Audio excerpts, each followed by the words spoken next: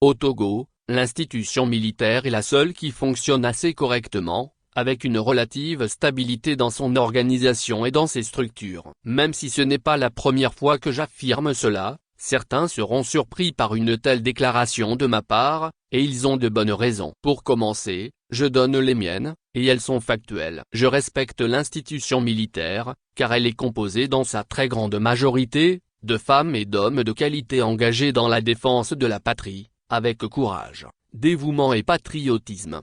Je respecte l'institution militaire, car beaucoup de nos militaires projetés sur les théâtres d'opérations à l'extérieur du Togo, sous l'égide de l'ONU, reviennent auréolés de reconnaissance par leurs pairs internationaux. C'est leur travail et leurs compétences qui forcent ces distinctions. Ils font honneur au Togo. Je respecte enfin l'institution militaire, car, en dehors de quelques privilégiés qui jouissent d'une aisance matérielle, l'immense majorité de nos militaires a les mêmes conditions de vie que tous les autres Togolais qui croupissent dans la misère. Malgré cela, elle est prête au sacrifice suprême pour la sécurité des Togolais. Cela force mon respect et mon admiration. Je me limite à ces quelques faits, même si je peux rallonger cette liste avec d'autres éléments tout aussi concrets. Et, à tous ceux de mes compatriotes qui font des reproches aux forces armées togolaises, FAT, d'une manière générale, je leur réponds que je comprends leur motivation.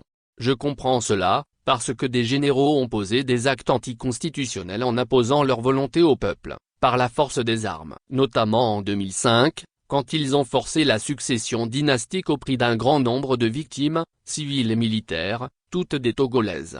Je comprends les reproches faits globalement à l'armée, car depuis le temps du général Gnassingbé Eyadema, des éléments de cette armée sont instrumentalisés pour réprimer la population. Et cela se poursuit sous le règne de Faure Gnassingbé. Ce sont des choses qui marquent durablement un peuple et qui nourrissent ses récriminations. Je comprends enfin le ressenti des Togolais à l'égard de l'armée, parce que sans la contribution de cette minorité de militaires qui constitue un solide pilier du pouvoir, le régime ne peut survivre depuis 56 ans en faisant souffrir les Togolais.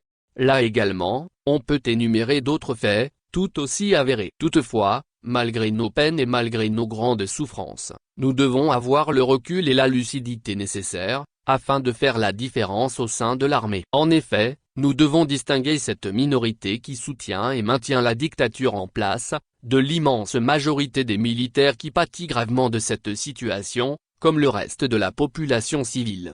C'est pour cela que nous ne devons pas mettre tous les militaires dans le même panier, en jetant l'anathème sur l'ensemble de l'institution militaire. Si on peut comprendre que la colère nous y pousse, on doit néanmoins laisser la raison nous conduire au pragmatisme. Ainsi, si la composante politique de la nation, spécifiquement celle qui dirige le pays, n'est pas prête à œuvrer sérieusement pour renforcer la cohésion nationale, de peur que cela ne serve pas ses intérêts, alors, il revient aux autres composantes, notamment, le peuple et l'armée, de cesser de se regarder en chiens de faïence. Dans ces deux composantes, nous devons agir en tant que citoyens, en renforçant les fondations de la cohésion nationale, avec une confiance mutuelle. Cette construction est un fondamental de la République, elle ne peut donc être dirigée contre personne. Bien au contraire, c'est cela que chaque citoyen doit promouvoir pour consolider notre nation. Voilà pourquoi, je respecte l'armée togolaise et j'invite mes concitoyens à en faire autant. Gamezu, Nathaniel Olympio, président du Parti des Togolais.